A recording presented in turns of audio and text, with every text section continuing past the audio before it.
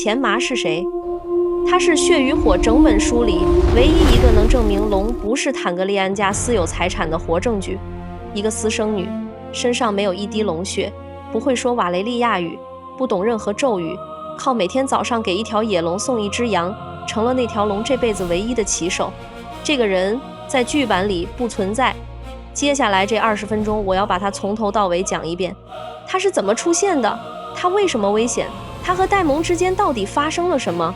那道要他人頭的命令是怎麼簽下來的？他最後去了哪裡？以及最後一個問題，劇組為什麼必須刪掉他？提醒一句，本期包含《龍之家族》第3季的全部劇情，以及《血與火》原著結局的重大劇透。介意的朋友現在就可以撤了。好，我們從頭說。征服後129年，黑黨打得很難看，路克死了，雷尼斯死了，紅堡那邊有瓦格哈爾，黑党手裡的龙不少，能骑龍的人卻越來越少。這時候杰卡里斯做了一個決定，既然龍有人沒有，那就找人。他向全龙石島發出號召，任何身上可能流着坦格利安血脈的私生子都可以來試着认領一条无主的龙，誰成功誰就能得到骑士身份、封地和財富。這件事在歷史上叫做播種。我先說結果。據大學士穆昆的箴言記載，這場播種當場死了16個人，被燒傷或者燒殘的48個，死法都不太好看。有人被活活燒死，有一個叫银髮丹尼斯的，這個人值得單拿出來說一下。银髮丹尼斯自稱是梅葛一世的私生後裔，也就是說他是帶着血統去要龍的。他挑的那條龍叫偷羊賊，偷羊賊當场撕掉了他一條胳膊。後來食人魔飛過來，把斷了胳膊的銀髮丹尼斯連同他幾個兒子一起吃了。我們再來看看偷羊賊是條什麼龍。這條龍在傑赫里斯老王還年輕的時候就破殼了，到雪龍狂舞的時候已經在龙石島的山洞裡野了70多年。70多年里，他没有過一個騎手，一個都沒有。而龍這種東西，越是長時間不接觸人，就越難馴服，一年比一年難。播種那天，一共有4條龍被人嘗試認領。偷羊賊一條龍殺掉的挑戰者比另外3條加起來還多。克里斯公爵的私生子亞林也去試了偷羊賊，被燒傷，是他哥哥把他從火裡拖出來的。所以你現在應該明白偷羊賊在龍石島是個什麼地位了。他是那一天所有人的噩夢。然後一個16歲的女孩走過去了，她叫錢麻，小名阿尼，生在潮頭島，母親據說是碼頭邊上的妓女，父親是誰沒人知道。她在香料城和赫爾的街上流浪着長大，黑頭髮，棕色皮膚，瘦得拖行，牙齒不齊，鼻子上有一道疤。尤斯塔斯修士的說法是，那道疤是他偷東西被抓到之後被人割開的。記錄這段歷史的吉爾戴恩大學士對他的評價只有一句，他稱不上漂亮，書裡還給了他3個字：髒、嘴臭、不怕死。這個女孩沒有硬騎，她沒有拿鞭子，沒有喊瓦雷利亞語，沒有跳進龍穴裡跟他拼命。她做的事情是這樣的：每天清晨，她宰一只羊，把這只剛宰好的羊送到偷羊賊的地方，然後走開。第2天再來一只，第3天再來一只。他就這麼一天一天的送，一直送到這條野了70年的龍習慣了它的存在，習慣到有一天他允許它爬上了自己的背。各位，這一段是整個故事的題眼，我們把它說透。那天所有失敗的人用的都是同一個邏輯，我身上有龍血，所以這條龍應該服我，這是一個索取的邏輯。錢麻用的是另一個邏輯，我什麼都沒有，所以我每天早上帶一只羊來，一直帶到你信我為止，這是一個交換的逻輯。或者說的再準確一點，這是一個不設期限的對一件事好的邏輯。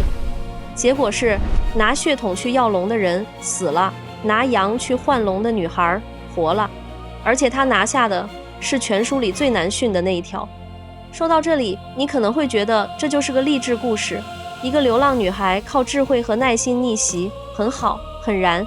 不是的，這個故事在維斯特洛是一個非常危險的故事。危險到什麼程度？我們接着往下看。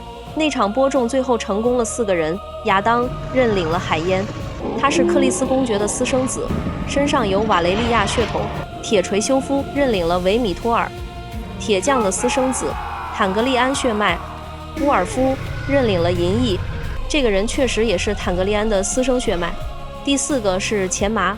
前面3個人都能在自己的家譜上找到一根線，連回坦格利安或者瓦雷利亞，只有錢麻什麼都连不上。他跟坦格利安家族沒有任何已知的血缘關係，他不知道自己父親是誰，他的相貌裡沒有一點瓦雷利亞特徵，他甚至連一個可以拿來吹牛的傳說都沒有，他什麼都不是。而他騎上了一條龍。現在我們來想一想，這件事對鐵王座意味着什麼？坦格利安家族憑什麼統治7大王國？憑他們有龍，他們憑什麼有龍？別人沒有。憑他們的血，龍刃血，這3個字就是這個王朝300年合法性的全部地基，所有的封號、婚姻、亂倫、征服，最後都要落回這3個字上。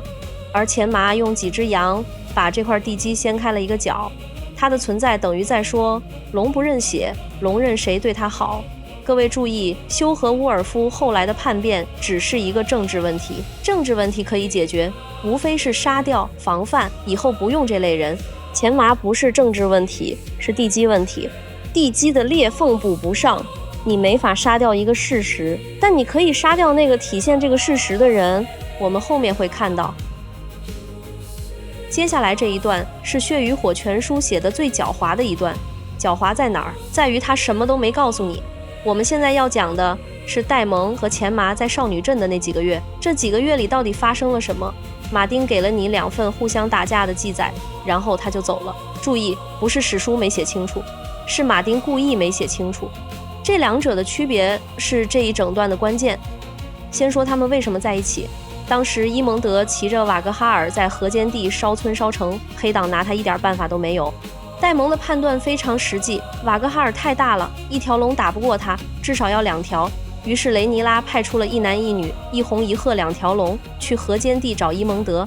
他們把大本營設在少女鎮，主人是曼弗里德·穆頓伯爵，每天早上升空，每天晚上落地，一天一天的找了幾個月，伊蒙德沒找到。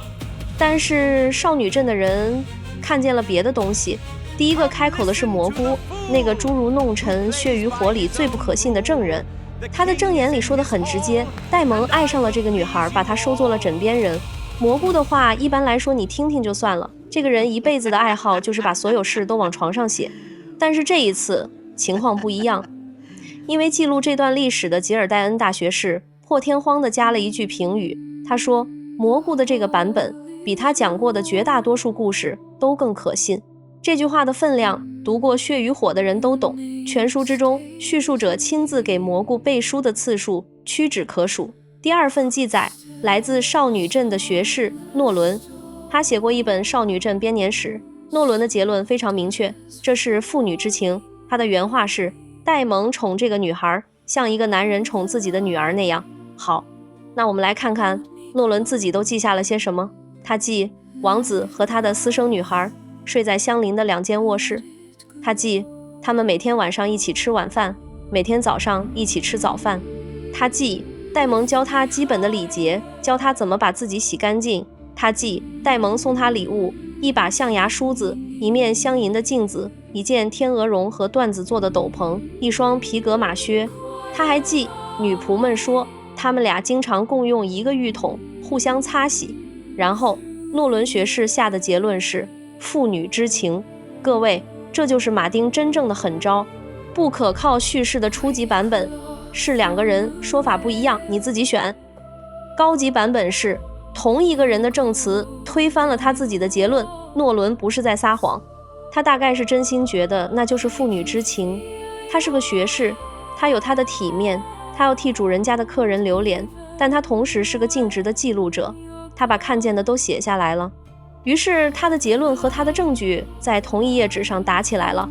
1000年以後，我們讀到這一頁，讀到的不是真相，讀到的是一個人試圖不去看見的過程。除了這2個人，還有2個聲音也留下了記載，都挺有意思。尤斯塔斯修士負責往他的出身上潑髒水，說他的鼻子是偷東西被割的。而大學士穆昆留下了後世引用最多的那句描寫，他說一個瘦小的褐色女孩騎着一條瘦小的龍。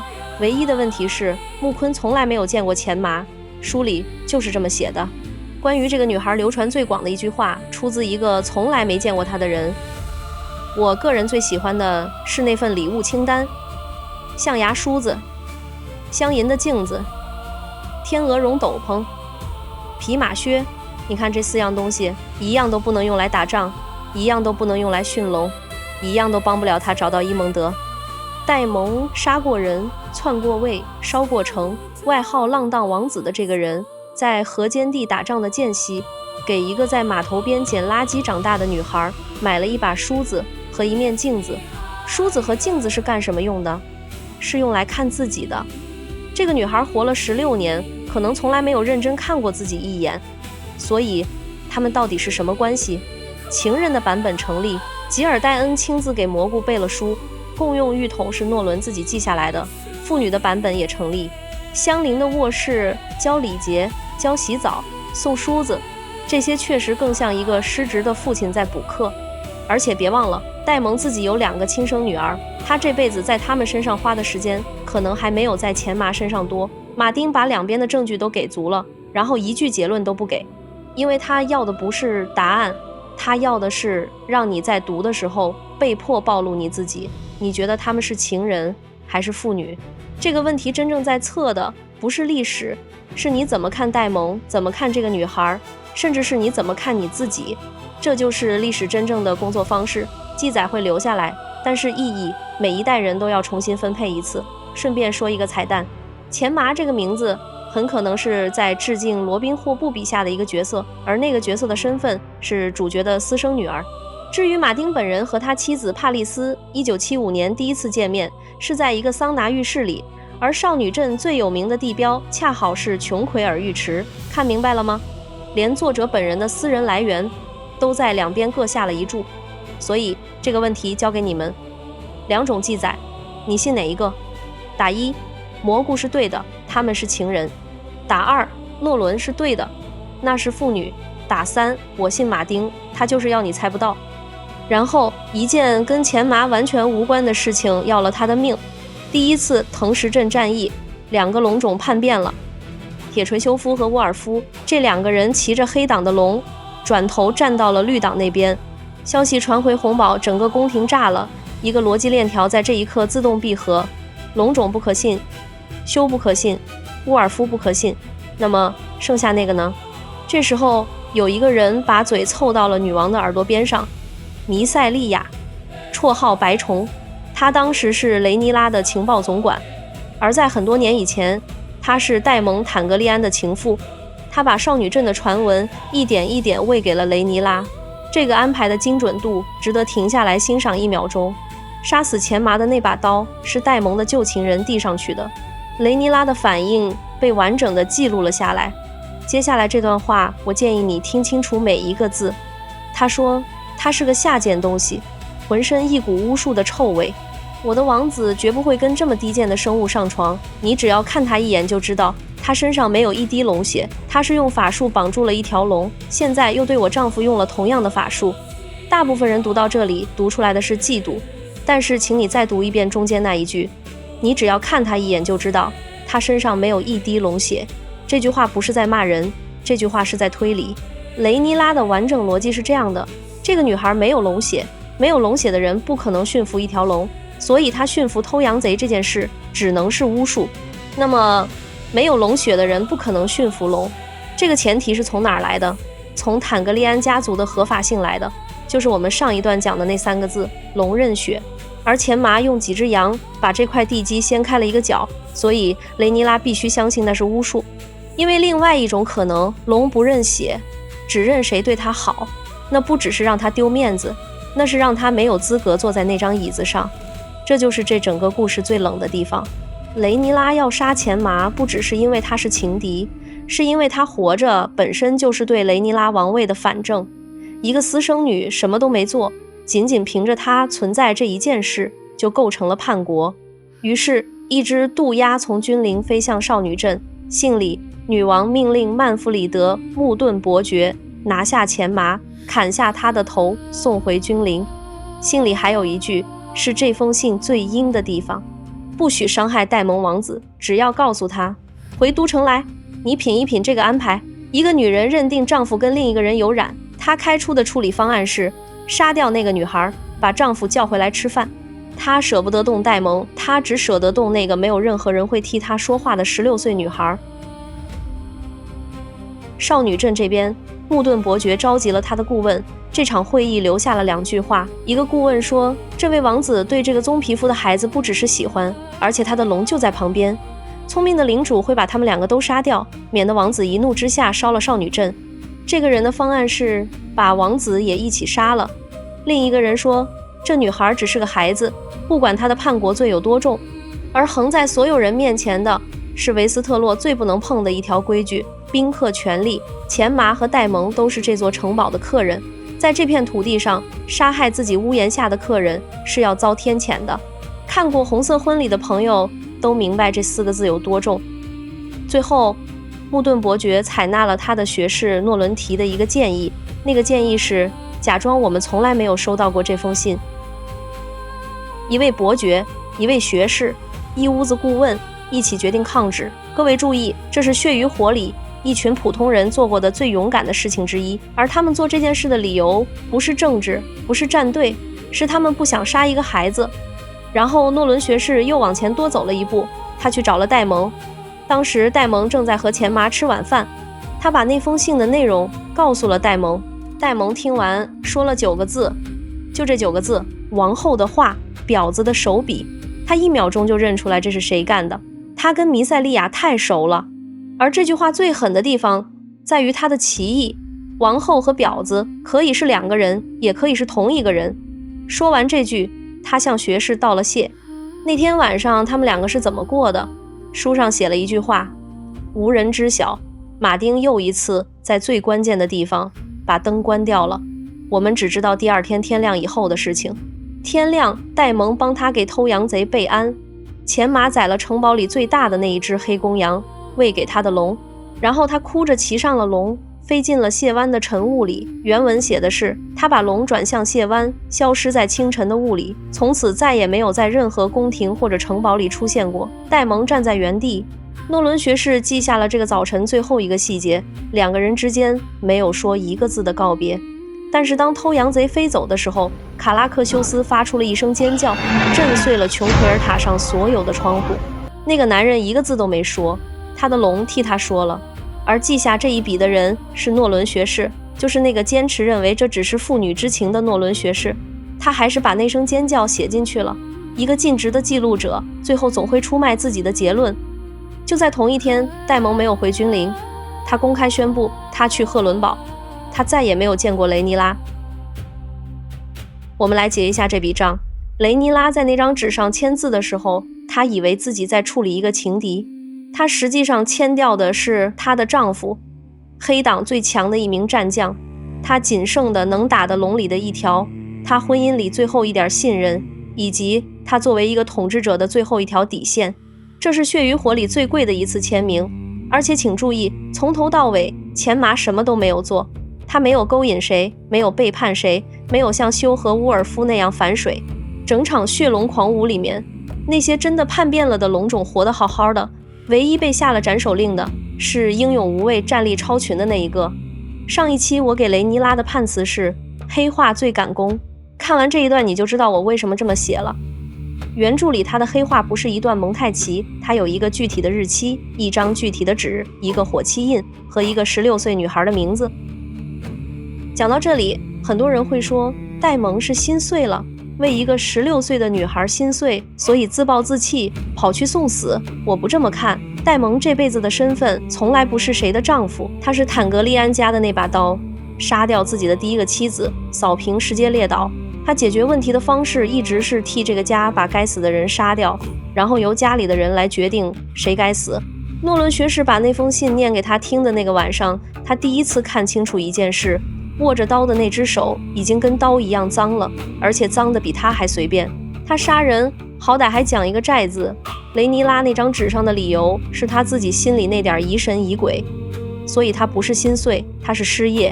一把刀第一次不肯出鞘，他就沒有地方可去了。一個這輩子只會用暴力解決問題的人，突然發現自己不願意再為唯一的雇主動手，那他就只剩下最後一個用途，把自己當成最後一件武器花出去。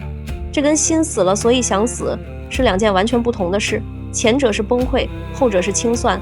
而最刺人的地方在下面。別忘了他和錢麻在少女鎮本來在幹什麼，替雷尼拉找伊蒙德，那是女王派給他的差事，所以他去赫倫堡不是脫隊，是繼續上班。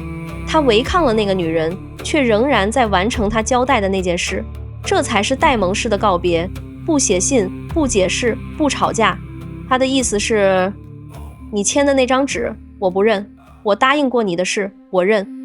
到了赫倫堡，他一個人住下來，然後原著留下了一個細節，他每天在魚梁木上劃下一道劍痕，劃了13天。各位，那是心術，舊神看着的地方，維斯特洛人立誓的地方。一個從來不信神的人，每天在神樹上刻一刀，那不是日曆，那是一份沒有收件人的口供。一個人在給自己的死做公證，而他選的地方是赫倫堡，全維斯特洛最有名的那樣被龍燒掉的東西。這個王朝立威的第一塊疤，他這輩子最想成為的就是騎着龍把一切燒掉的那種人。最後他把自己關進了那個殼裡，等一個人來殺他。選這個地方本身就是判詞。第14天，伊蒙德來了，那一戰打得天都亮了，10幾里外都能聽見2條龍的嘶吼，火光亮到平民以為天燒起來了。卡拉克修斯一口咬住瓦格哈爾的脖子不鬆，2條龍攪在一起往下墜。就在這個時候，戴蒙從自己的龍背上跳到了瓦格哈爾身上，他把暗黑姐妹插了下去，插進的是伊蒙德那只空的眼窩，就是當年被露西的匕首挖掉，後來鑲了一顆藍宝石的那一只。然後2條龍一起砸進了神眼湖。多年以後，人們在湖裡找到了瓦格哈爾的屍骸，伊蒙德還穿着甲，用鎖鏈拴在鞍上，暗黑姐妹還插在他的眼睛裡，那把劍被取了回去，還給了坦格利安家族。瓦格哈爾的头骨被送进紅堡，掛在王座廳的牆上。這裡再補一個細節，伊蒙德把自己鎖在鞍上，是因為他還想贏，還想活着回來。戴蒙沒有鎖。這場決鬥2個人分別抱着什麼念頭飛過去的，在他們起飛之前就已經寫清楚了。至於卡拉克修斯，那條替他喊出過聲的龍，他從湖裡爬了上來，爬到岸邊，死在赫倫堡旁邊。只有戴蒙的屍體從來沒有被找到過。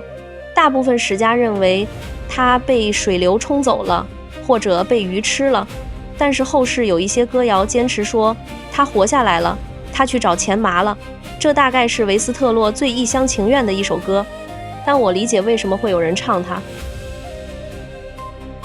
至於錢麻，伊耿二世復位之後，有人在破爪角還有明月山脈看見過偷羊賊。征服後134年，羅伯特·羅婉爵士帶着王家軍隊進入谷地，他的人在一個山洞裡撞見了偷羊賊和一個衣衫襤褸的錢麻。交戰的結果是王家軍隊死了16個人，傷了60多個。然後錢麻騎着龍飛進了明月山脈的更深處，16個，各位，播種那天死了16個人，山洞裡又死了16個人。他這一生的開頭和結尾各躺着16具屍體。從這一天起，維斯特洛的編年史裡再也沒有他的記錄，但是谷地的山民世世代代傳下來一個故事，他們說山裡面有一個火屋，柴犬部有一個分支崇拜他，部落裡的少年要帶着禮物去見他，而且必須面對他那條龍的火焰，帶着一身燒傷回來才算成年。學士們認為這就是卓人部成年儀式的起源。卓人部就是300年以後跟着提利昂·蘭尼斯特打黑水河之戰的那一支山民，所以錢麻的火一直燒到了《權力的遊戲》，他沒有進史書，他進了傳說，而史書是會被改編的，傳說不會。最後再說一個反諷，雷尼拉罵他的原話是什麼？渾身一股巫術的臭味，他說她是女巫。幾十年以後，山裡的人真的把她當女巫來拜了。雷尼拉的誣告最後變成了錢麻的封號。好，現在我們回到劇版第3季裡，認領偷羊賊的人是雷娜，錢麻這個角色從頭到尾沒有出現過。在開罵之前，我要先把改編方的道理講完，而且盡量講得比他們自己還好。第一，成本，在最後2季再引入一個全新的演員，配一條全新的 CG 龍，錢和敘事負擔都極重。第二，尺度，一個已婚的成年男人和一個16歲女孩的曖昧關係，在今天的電視語境裡幾乎不可能正面拍。第三，也是最有說服力的一條，雷娜這個人物從第1季開始就被立成了唯一一個沒有龍的坦格利安小孩，這條跑道鋪了2季，總得有個交代。而且康達爾給出的說法，我認為是成立的。他說，這對雷娜來說是一次猴爪時刻，說白了就是他得到了自己最想要的那個東西，然後這個東西變成了他最大的噩夢。這個說法很漂亮，作為編劇思路，他站得住。好，現在我們來看康達爾的原話。他在接受埃金採訪的時候，解釋為什麼把這條線給了雷娜。他說，我們覺得既然這是一個家族故事，那就該讓家族裡的一員來承擔這條線。家族故事，各位，問題就出在這4個字上。馬丁寫錢麻從頭到尾就是為了證明一件事，龍不是一家人的私有財產，而康達爾刪錢麻的理由是這是一個家族故事，所以這不是沒看懂。恰恰相反，他看得很懂，他看懂了這個角色在質疑什麼，然後決定不要這個質疑。康達爾還說了第2句話，同一個採訪，他說，我們覺得出軌這條線不是我們想跟戴蒙和雷尼拉一起走的方向。我認為觀眾是真的希望這對夫妻能走下去，觀众是真的希望這對夫妻能走下去。上一期我給整個第3季下的判詞是，他們把一部天地不仁的編年史改成了一部天地有情的連續劇。這句話就是那個判詞的原話版本。我們來看後果。原著裡猴道海戰，錢麻打得很好，戰後休和烏爾夫在慶功，只有他一個人在哭，多半是為了戰死的傑卡里斯，還有被屠掉的香料城。劇版裡，雷娜剛剛馴服偷羊賊就上了咽喉海戰場，控制不住這條龍，間接導致了傑卡里斯的死。你看這個反轉有多完整，書裡的他是有能力的，是會為死者流淚的，劇裡的他是失控的，是造成死亡的。再往後第4集，戴蒙奉命去找那個骑手歸案，他在谷地找到了雷娜，剃了頭髮，滿身灰燼。英文媒體有一句評價說得很準，這是錢麻那個麻雀變鳳凰故事的完全倒放。書裡是一個一無所有的女孩得到了一條龍，劇裡是一個公主失去了一切。然後戴蒙的解決方案是什麼？他殺了一個無辜的牧羊人，把腦袋拿回君臨交差。這裡我要補一刀，《血與火》原著裡明確寫着，偷羊賊這條龍雖然偶爾會吃掉牧羊犬，但是他從來沒有傷害過一個牧羊人，一次都沒有。書裡那條野龍放過了牧羊人，劇裡的男主角沒有。還有一件事，很多觀眾不知道，這次合併第2個受害者其實是雷娜自己。在原著裡，雷娜整場血龍狂舞都在谷地做瓊恩·艾琳夫人的养女，而在這場大戰的最後，她孵出了一條龍，她給這條龍起名叫晨光，那是這場大屠殺之後出生的第1條龍，是整本《血與火》結尾唯一一個亮起來的意象。而第3條線賠的是戴蒙。我们前面講過，原著裡推着戴蒙飛去赫倫堡的是一道他不肯執行的命令，那是他一生唯一一次抗旨，也是這個人物最後一次自己做決定。劇版把那道命令的對象換成了一個無名牧羊人，於是同一場戲變成了這樣。原著裡的戴蒙抗了旨，從此再也沒有見過雷尼拉。劇裡的戴蒙把人頭拿回君臨交了差，他不但沒有抗旨，他還完成了 KPI。所以劇版接下來會遇到一個很硬的問題，戴蒙為什麼要一個人留在赫倫堡等上13天，去打一場他明知道回不來的仗？原著給的答案是因為他已經無處可去了，而這個答案是被那封信、那次抗旨、那個清晨一起寫出來的3樣東西。劇版刪掉了2樣，剩下的推理只有1樣，意象。同一個動作，原著裡是一個人自己走進去，劇版很可能變成一個人被預言領進去，一個是清算，一個是班車。所以刪掉一個角色，賠進去的是3條線。最後我們請一位證人。2024年7月11號，馬丁在自己的博客上發了一篇文章，專門講他筆下的龍。他寫道，我的龍不是游牧動物，它們能飛過山脈和平原，跨越幾百里，但是他們不會這麼幹，除非騎手帶他們去。你不會看到龍在河間地、河灣地或者谷地捕獵。他還寫了一句更重的，奇幻需要有根基，它不是讓你想幹什麼就幹什麼的許可證。一旦無視設定，你建起來的那個世界會像衛生紙一樣散架。這篇文章發表的時間是第2季裡雷娜在谷地發现燒焦羊骨那一集播出的前1個星期。馬丁沒有點名，但是英語圈普遍把它讀作影射。2個月以後，2024年9月，馬丁又發了一篇博客，標題叫《當心蝴蝶》。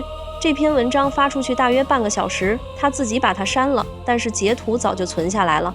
在這篇文章裡，馬丁系統地論證了一件事：刪掉一個2歲的、一句台詞都沒有的小孩梅拉，會引發什麼樣的連鎖反應？失去苦蕎那場戲，抽掉海倫娜自殺的動機，進而抽掉為她復仇的那場暴動。他的原話是，在萊恩給第3季的大綱裡，海倫娜還是自殺了，但是沒有任何理由，沒有新的慘劇，沒有觸發事件。各位，上一期我給海倫娜的判詞是命運最殘忍，給雷尼拉的判詞是黑化最感攻。馬丁在2年前就把病因寫出來了，然後他自己把帖子刪了。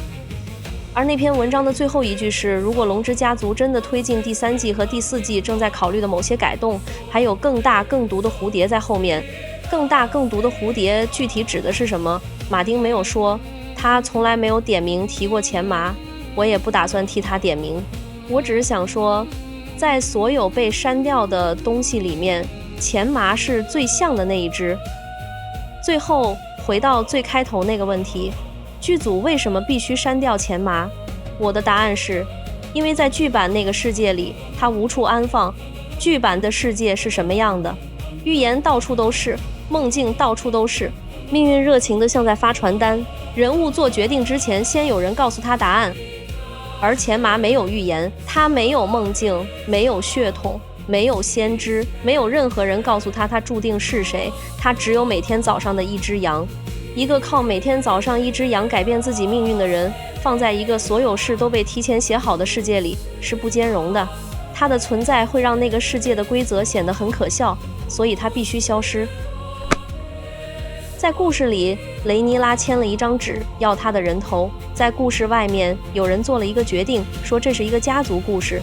1000年之後，這2件事的結果是一樣的，那個女孩不見了。